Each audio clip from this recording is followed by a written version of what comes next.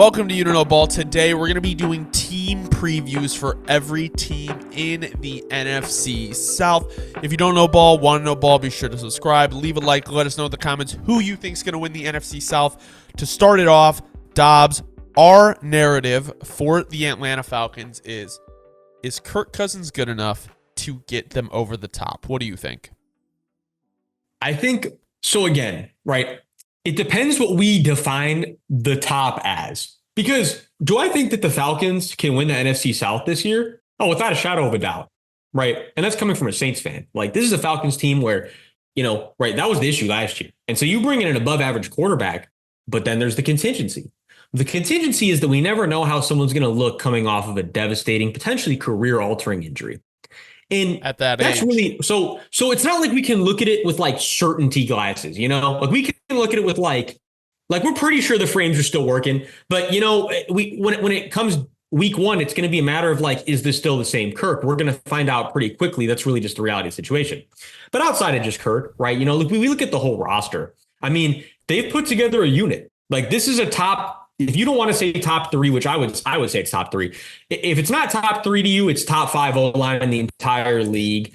The D line has some established guys, right? Like, we got Onyemata, we got Grady Jarrett, and then we got a nice mix of young up and coming guys that definitely have a chance to make big splashes this year, like Zach Harrison, Arnold Ebiketie. Caden Ellis still fits in that young range, right? And he's right now outside linebacker, but again, another young guy inside linebacker. My apologies, but inside linebacker with a chance to come in, have another year where he gets better and better. Troy Anderson getting better and better. Lorenzo Carter, young, getting better. I mean, they have guys, right? Like Jesse Bates, one of the best safeties in the whole league. I could go on and on. The bottom line is that the Falcons have built a really competitive roster. And really, it just kind of falls on Kirk's shoulders at this point. Because, the bottom line was last year is that all they needed was QB play. Well, now you get the QB play. There's no excuse to not go win the NFC South. But back to your point of, is this team a Super Bowl contender? How about this? On the greatest run, is it possible if they just got hot as a pistol right when the playoffs started? Yeah, it's possible. But I still don't know if this roster is ready to be put into the Lombardi talks, I guess my thing, Dobbs, I like the Falcons, and, I think Raheem Morris was not a bad hire. Interested to see what Zach Robinson can do. I do think the skill positions on offense are probably going to get utilized more than they did with Arthur Smith, because we know Arthur Smith runs a specific type of offense. I guess my thing is, I think Kirk can be good enough to get them over the top. I struggle to see them beating a team like the 49ers, though, in the playoffs. Like, I really do. And I think Darnell Mooney can be a very good wide receiver, too, especially because you have a Kyle Pitts who should technically be your wide receiver 1 or 2 with Drake London there. So Mooney can really be the 3. And then you got the threat of the run game with Bijan, Tyler Algier, and their rookie Chase McClellan. But with that being said, I do think that if the defense isn't able to close it out, like, the defense is not what it's supposed to be this year, especially with a defensive-minded head coach, I don't hate the Penix pick for what it is, right? I don't hate it, because the idea of, after they did not have Matt Ryan, they struggled at quarterback really badly. And we've seen it with the Packers be able to really develop quarterbacks and have guy after guy after guy. I mean, you don't pay Jordan Love unless you think he is the guy, right? And Jordan Love has been really, really good those games that they paid him for. If they do not do great this year on defense, there is going to be a lot of talk about, we had the number 8 pick, we could have got Byron Murphy. We had the number 8 pick, we could have got Leatu Latu. We had the number 8 pick, we could have gotten Dallas Turner. I understand their thinking, but what is the point of signing Kirk Cousins to compete for 2 years to then also not improve the roster? I get why you want the succession plan if you really do like Penix. Like, if that's your franchise guy, that's invaluable. And I think the age thing is overblown with him. I think my main issue is I think the Falcons can do it. I think there was questions on defense that needed to be addressed, and they did not really address them. I mean, AJ Terrell is good. Yes. Jesse Bates is good. Yes. Rook Ororo, I don't know if he's going to make an impact right now. Braylon Trice could be good. He can be a contributor, but I don't know if they did enough on defense to really put them over the top this year. And I don't know how much their offense is going to be able to carry them this year. That would be my main concern. No. And again, I'm with you on all that. And I think that's kind of like to tie it all together, like what you're saying. I think that's back to the Penix thing. That's the issue at hand with the Penix pick. Is I think, look, right, we'll go back and we'll use the Packers example, because I don't want to be crystal clear. I actually do think that clearly a team more than just the Packers have showed it. The Chiefs showed us too.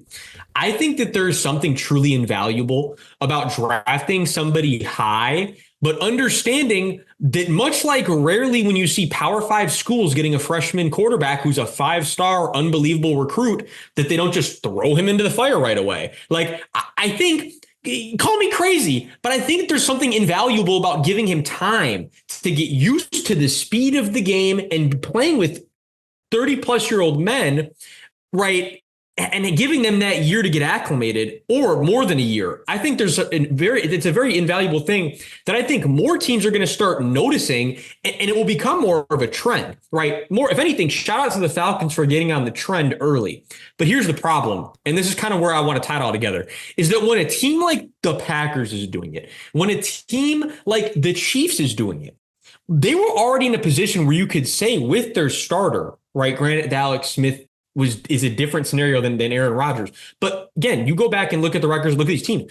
Those are both teams where you could say these teams could really win the Super Bowl even with these starters, and they're still putting in a plan for the youngins. So it's like a double win. But with the Falcons, it's like, do we really think that this team is genuinely competing for a Super Bowl? And that kind of goes back to my original point. I think that they feel kind of a lot like, trying to think of another good team to compare them to. You know, I can't right now. But you know those teams where you're like, yeah, they're going to give teams some fits. They're going to give teams some trouble. How about, I'll use like the Chargers a couple years ago when they lost to the Jaguars in the first round. That's a prime example. You're like, yeah, they're a team that can make some noise. Any given Sunday, they can show up and upset a team, and they're a good team. But do you really think they're going to go and win the Lombardi? Like, no. And I think the Falcons kind of just fit into that exact same mold, which to me is what makes the Penix pick confusing, because to your point, if you were maybe just one or two picks away from really dialing it in and picking an all-pro or something, maybe you could have pushed yourself to that Super Bowl range and then done the QB thing a year or two down the road.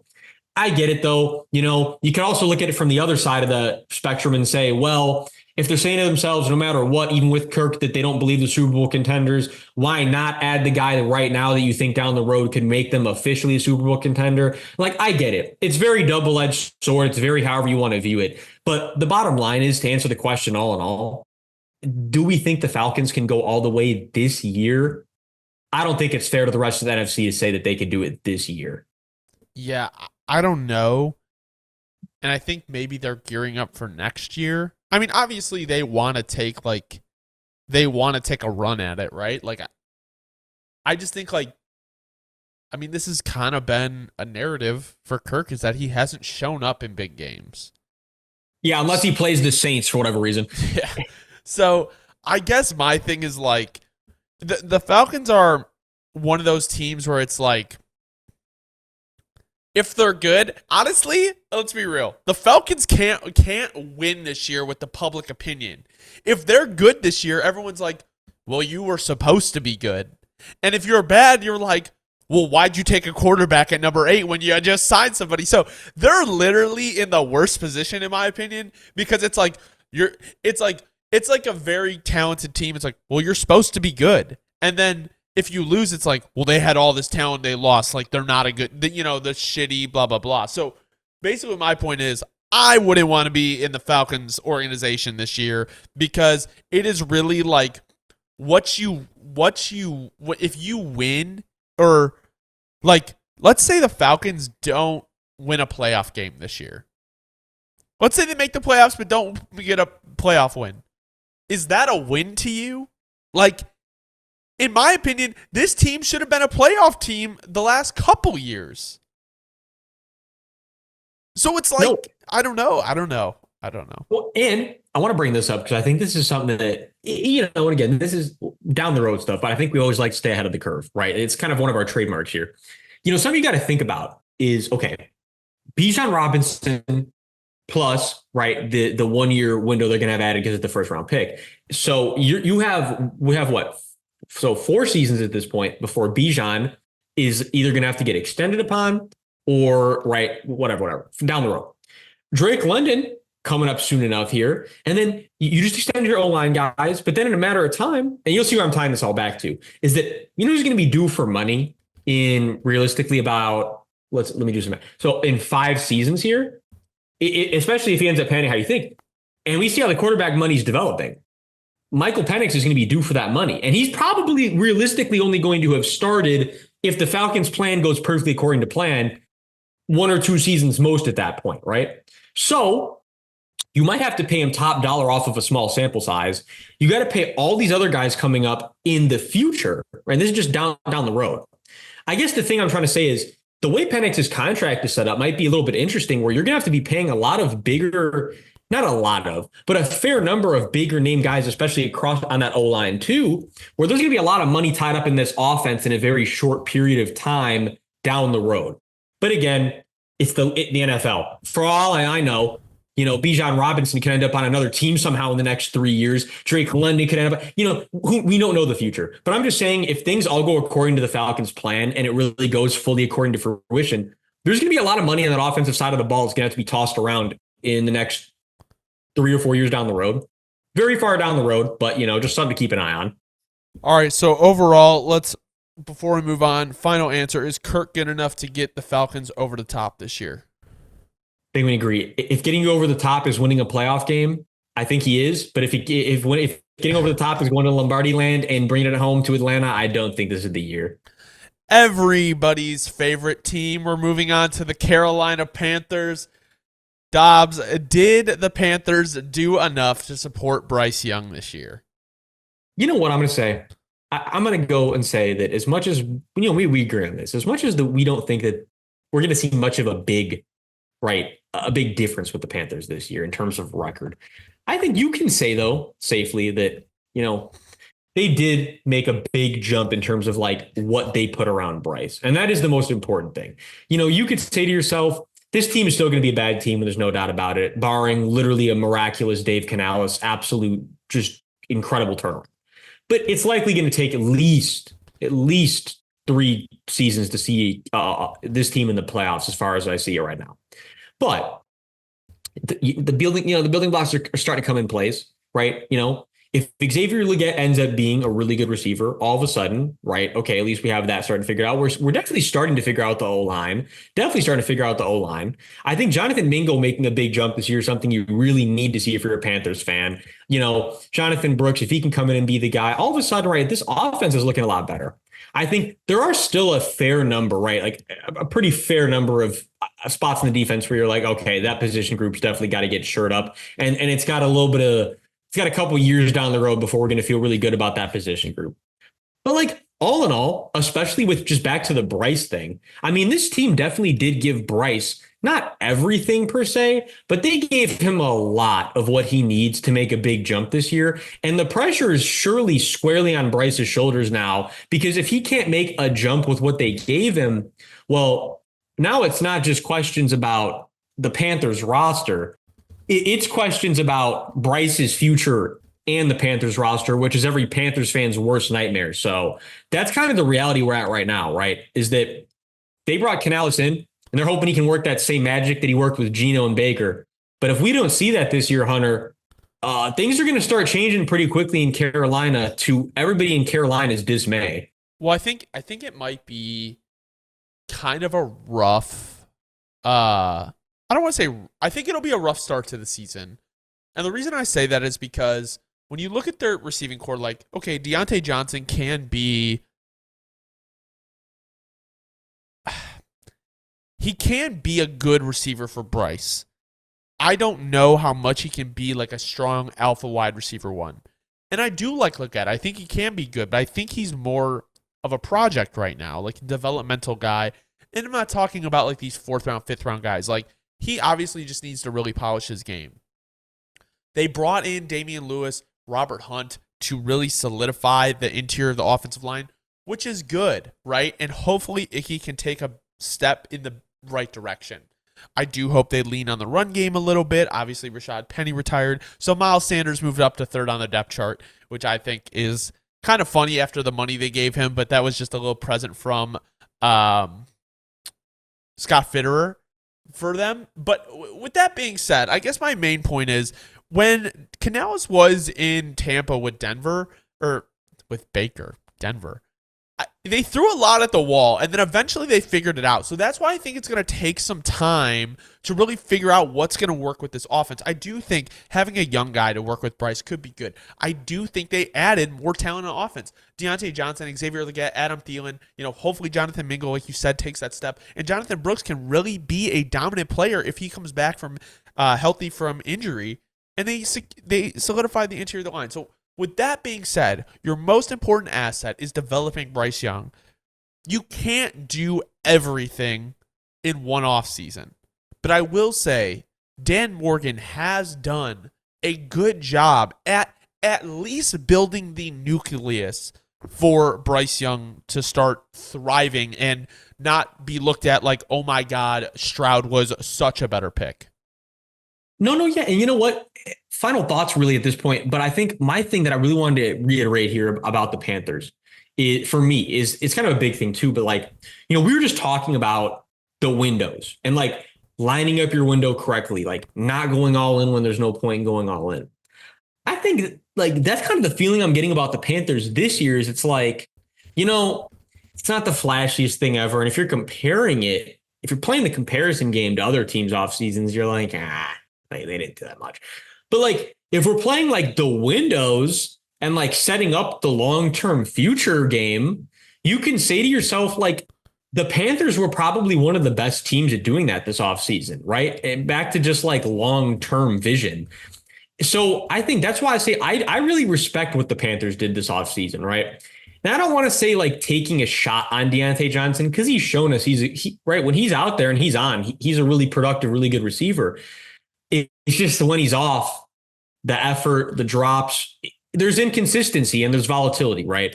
So I'm not ready to champion Deontay Johnson as this offensive changing move yet as some people are. But if he ends up being that version of Deontay Johnson we've seen where he's really, really on, right? Well, all of a sudden, this offense really did make a big jump this year, but not too big of a jump, especially in terms of age, where you're competing at the wrong time. I do think that the Panthers are definitely tempering this at a very nice, steady pace. Yeah, I will say, I think the defense is going to be pretty rough this year after losing Luvu, probably one of the best players, and JC Horn he was not healthy all of last year. So it's definitely going to be an interesting ride on defense. But in terms of what they did for Bryce Young, I think they, like you said, they are moving this thing along in the right direction. So, with that being said, I hope they have a horrible year and the Bears get a very high second round pick. But I do hope Bryce Young turns out to be good because, I don't know, Bryce just seems like one of those guys that you can't really hate. He was thrown in probably one of the worst situations ever. But with that being said, do you have any final thoughts on the Panthers? Final thoughts on the Panthers. You know what?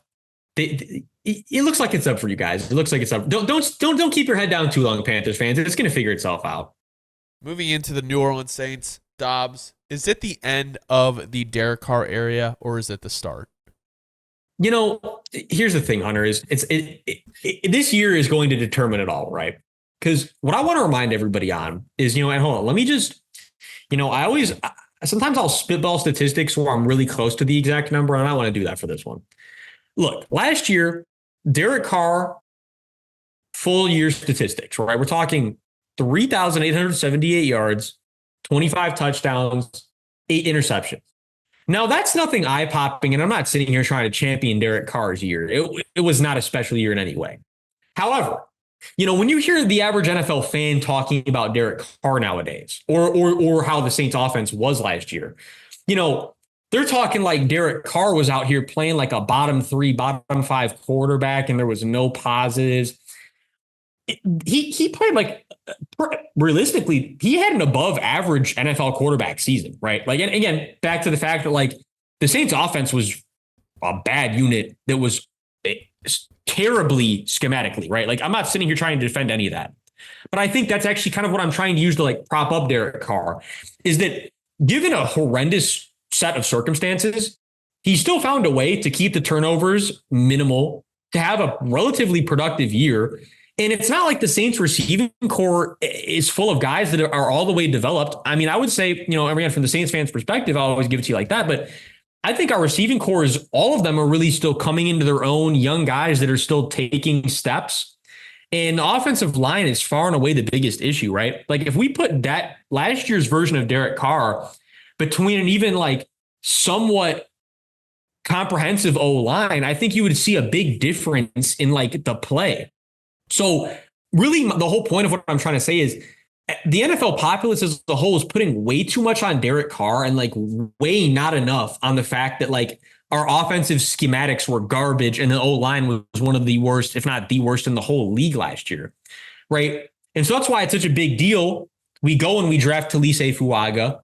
We say to ourselves, we have to start rectifying this big issue, because far and away, and it's not even close, the biggest issue with the Saints and what will push Derek Carr out of the building sooner than should be, perhaps, is if we can't get this O-line together this year, it's going to be over, not just for that O-line, but it's probably going to be over for Derek Carr. It's going to be over for a lot of people, because that's the bottom line for this team, is that if we don't get this O-line back, and every Saints fan knows the standard for so long, what made this unit such a well-oiled machine on offense was not just having Drew. It was having Drew behind a group of really good O-linemen. And we are not giving Derek Carr that same luxury. It's not fair to Derek Carr. And until we figure it out, Hunter, we are going to be stuck in this middling out, struggling to win a very bad division, which is where we've been for the last couple of years, right? And that's kind of just, how could you spill it any more clear cut than that for the Saints? Yeah, I think my main thing is, I don't think, if the Saints don't have a good season this year, and like you were saying, like the O-line has struggled, especially with Ramczyk. I mean, he might be done forever, unfortunately. Yeah, that's what I was about to say. It hasn't been reported on really that much by like a lot of big media outlets and stuff. It's more like local, like guys that are on it right now. Yeah. Unfortunately, Saints fans, NFL fans, we truly might have witnessed the last Ryan Ramczyk snap, which breaks my heart to say verbally, but it's true. So I think just also like a lot of the core players are kind of getting older. And so like Cam Jordan's getting older, Lattimore's getting older, Tyrann Mathieu's getting older. The O-line is questionable, like you said. Kamara's getting older. You do have a young receiving core, but outside of Olave, there really hasn't been anyone that's proved themselves to be like a long-term starter, I would say Rashid Shaheed's like getting there, but I'm with you though, where it's like, I want to see like a more consistent version of him. It's kind of spotty. I feel like, I will say Kool-Aid, but it doesn't feel like, outside of their older players who are really talented, like Demario Davis, that they have succession plans set up, right? And I do think that if the Saints do struggle this year, I do see a scenario where Dennis Allen may be out the door, but Clint Kubiak kind of stays around. Like, I think that may be a reality. I will say this. The Derek Carr situation is very interesting to me, because he's on contract for 24 and 25, right? If they were to cut him, he'd have a dead cap hit of like 50 mil next year, and he has one of 62 mil this year.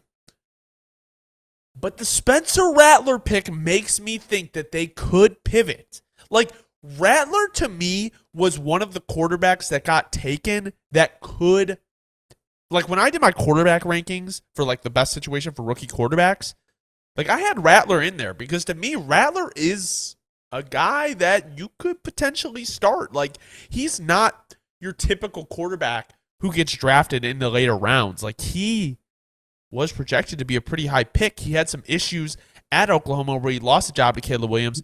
Number one overall prospect at one point in high school. I mean, that's what I'm saying. Like, there's a guy there, and I think my thing is, it's Derek Carr's job. Do not get me wrong.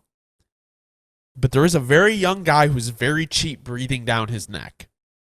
Oh, and that's the best. No, that's the best part. You know, again, you knew we weren't going to leave the Saints talk without discussing real quick.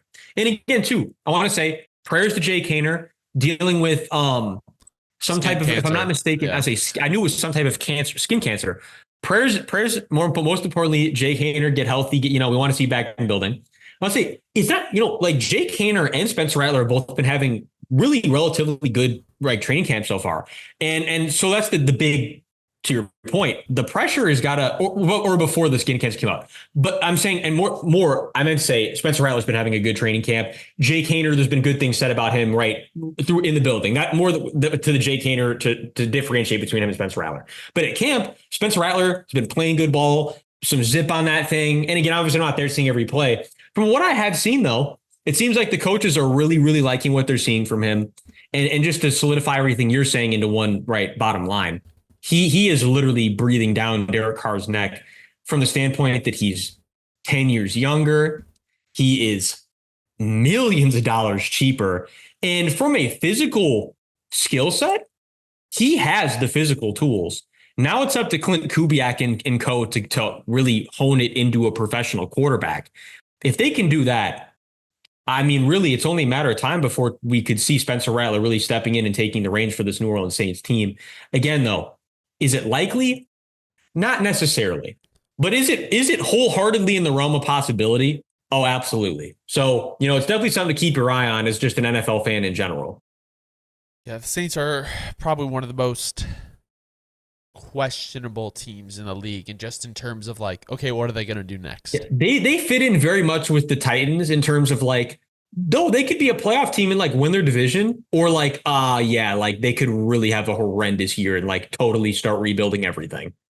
Our last team in the NFC South, we have the Tampa Bay Buccaneers, and the narrative we have is, can they repeat the success that they saw in 2023? They have a new offensive coordinator to work with Baker. He was at Kentucky, I believe, with Liam Cohen. He was also on the Rams staff for a little bit with McVay. I like the Buccaneers. I think they're good. I have liked kind of their drafts over the last couple of years, and I think bringing back Mike Evans was the right move. I will say, though, I get a little worried about Todd Bowles. I think they overperformed last year in what they did based on their roster and how far they went in the playoffs. And I think that it's weird because I don't think Todd Bowles is on the hot seat, but I do think I do think there's a general belief around fans that he really is not the future coach of this team. Well, it's here's the problem with the whole thing, Hunter, is realistically, ever since Bruce went up, and moved up in that building and said, coaching just, he's not going to want to be the coach anymore, a little too much, I want to pass the reins on to someone else. Ever since that happened, I think Bucs fans have already felt that way about Todd Bowles. And you know what?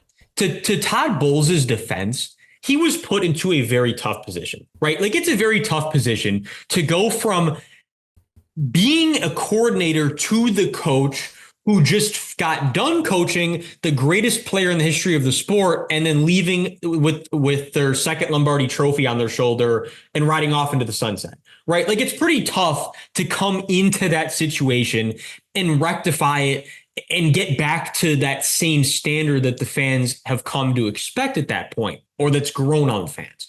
So from that perspective, I want to give all the credit to Todd Bowles that he stepped into a very tough situation and honestly has lasted probably a lot longer than a lot of people would have lasted in this position, right? But back to reality is that no matter how much that it's admirable that he has lasted this long, it's also realistic that the Bucks are very much in almost that same kind of category, perhaps, as the Saints and the Titans, where you just don't really know how to feel about them, right? Because again, and I know, and I can already hear Bucks fans in the comments, like, what about last year when we beat the Eagles in the playoffs? Dog, come on. We could have taken the Panthers at that point with how the Eagles were playing. I think we might have gotten a good game. The writing was on the wall. The writing was on the wall that the Eagles were going to choke and miserably just have a horrible end of the season. Not to take anything away from you guys. You guys were just the ones that got to really give them that last uppercut to the jaw when they were already wobbling on the ropes, right? I mean, that's kind of just the reality of the situation. So not taking anything away from them, but it was expected given how the Eagles were literally collapsing and choking. So now all of a sudden we're in a situation where the Bucks are like, it's just like, how do you feel about them? Like they're a good team. They could make the playoffs. They could win the division, but back to the Falcons, right? Like, are they going all the way? Do you feel great about the long-term window of this team? I think they fit very much into that same category, kind of. And the NFC South as a whole. Oh yeah, I was gonna say, why is it consistently a clusterfuck? Like, why is it always what is going on in the South? It always is. Everyone's always good. Everyone always sucks. Everyone's always in the middle. What's going on here, Hunter? Is the NFC South the most mid division in football? Anyway, no, more like is the NFC South the most cohesive division? Because whenever one of them is doing something, they're all doing the same thing. Yeah, it's a weird division for sure. I mean, I would love to see Baker succeed here. And, with the core of Rachaad White, Mike Evans, Chris Godwin, I saw some good things from Trey Palmer. Tristan Wirfs is about to get a massive extension. You take Graham Barton, who's one of the most versatile interior O-linemen in the draft. They have done, all right for themselves on the offensive side of the ball. And when you have guys like Vita Vea, Kalijah Cansey, I do think that they do have good players on defense, even with the Jamel Dean and a Jordan Whitehead, Antoine Winfield Jr., I think the Bucks will be fine, but I don't think they're repeating the success that they had last year, unfortunately. Yeah, no, and one thing I do want to really touch on with the Bucks, and look, Bucks fans will agree with this wholeheartedly. There's not anything about this that's unobjectively true. The big problem with how the Bucks built this team over the last 3 or 4 years, and kind of maybe perhaps how and why we're in the situation we're in now, is that with their first round picks, and I can't fault them. They were riding high coming off a Lombardi win. I mean, what better time than to perhaps take shots on guys where they have super high upsides? But what they did is, since they won the Super Bowl here, is I feel like that they took, I'm not saying shots in the dark, but they definitely reached on prospects with incredibly high athletic upsides that just haven't turned into the football players that they expected them to. And almost all of them have been defensive line players, right? Like defensive line depth. And when you're consistently taking guys in the first round that end up bringing third or fourth round value to your team, which is basically exactly what the Bucks have done over the last 3 or 4 years, I think we can really kind of circle back to that is kind of how we've gotten to this point, is that if the Bucks hit on all of those first round picks, and let me be clear, no team is hitting on all their first round picks. That's not a knock on the Bucks, right? I mean, it's hard to even hit on one every 3 years realistically with how much of a shit shoot the draft can be. But they've kind of missed on all of them realistically. And when you do that, you kind of end up in a situation where if your premium picks aren't playing like premium picks, you kind of middle out like this. And that's kind of really, to wrap it all together, I think, would you agree, Hunter, that's kind of the catalyst to how this roster has ended up in this situation? Yeah, I haven't, I do like their drafts, but I don't love them, I like the later middle rounds and stuff. It's all they've been hitting on the depth. It's more just the home run guys, just they haven't lived up to the home run pick. You could look at guys like Tyrone Shayenka, right? Even look, and again, there's still time for him, but I think you could say Logan Hall definitely hasn't been what you thought he was going to be at all. And even a guy with even more time, right? Like Kalijah Cansey could make a huge jump this year, and I don't want to write him off yet, but he had a pretty rough rookie year all in all. So, if all three of those guys end up busting out, and I hate using that word. Let's fuck busting out. If they don't end up bringing first round value, I think that's kind of what I'm going to look back on and say that that's what hindered the development of this team. Yeah, it's going to be an interesting year for them. I think it could be a year where if things don't go, I think if the Bucks don't make the playoffs, I think they might have a new coach next year. Oh, absolutely. And I think that's the biggest thing is it's almost in a weird way. I don't know. Now that I'm thinking about it, I think they would give him one more year. I do think they would give him one more year just with how the Bucks operate. Maybe, but here's the thing too. I just want to say, like, assuming the former of what you said is true. Excuse me. Assuming the former of what you said is true. I think if you're a Bucks fan, realistically, this season is kind of a win no matter what. Because you have a bad year and a lot of the fans really don't think Todd Bowles is the guy still, right? So if you don't have a good year, Todd Bowles out the door, and you have a new window with a new coach that you have more faith in, perhaps. And if you have a really good season and Todd Bowles shatters expectations and all of a sudden Todd Bowles is the coach of the future, that's equally as big of a win. So if you're a Bucks fan, you're kind of in this good zone where no matter what, you won a Super Bowl recently. Maybe we got to readdress the coach. And if we do, we got good faith. And if not, well, we're right back to being a winning franchise that's been consistently winning franchise. So it's a win-win in a sense here. I'm most excited to just see how the offense functions with the new OC. I want to see. Yeah, that is definitely going to be the big thing. With Baker. The big thing is going to see how much Canales really was really propping up Baker. But thank you guys so much for watching. This has been team previews for every team in the NFC South. If you don't know ball and want to know ball, be sure to subscribe, leave a like, let us know in the comments who you think will win the NFC South. As always, thank you so much for watching. You can watch the rest of the team previews on our channel. So far, we have the NFC and AFC East, the NFC and AFC South, and the NFC and AFC North. The AFC and NFC West are coming. Thank you guys so much.